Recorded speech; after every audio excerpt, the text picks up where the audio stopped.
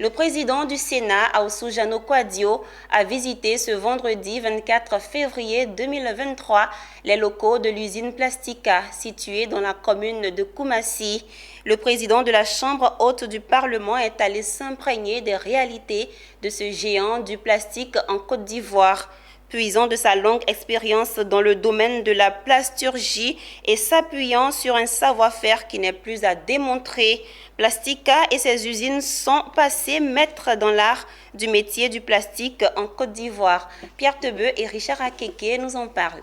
C'est un jour exceptionnel qui s'est levé ce vendredi 24 février 2023. L'usine Plastica a refait sa toilette pour recevoir un invité de marque, le président du Sénat de Côte d'Ivoire. Jano Aoussou Kouadio est accueilli à son arrivée par les responsables de l'usine Plastica et quelques autorités de la commune de Koumassi. Puis, il est tout de suite passé à la visite des installations de l'usine de fabrication de plastique en Côte d'Ivoire.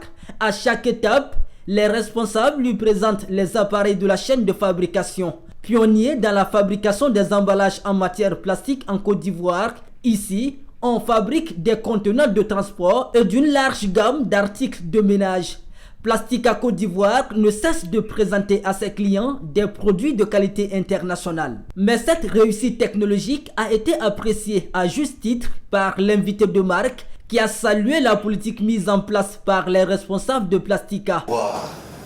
Parce que lorsqu'on nous présente des budgets, quand le ministre de l'économie et des finances vient, le ministre de l'industrie vient, avec leur dossier, nous devons dépasser le cadre feutré de nos bureaux et venir sur le terrain pour toucher du doigt la réalité de l'économie. C'est le sens de notre visite.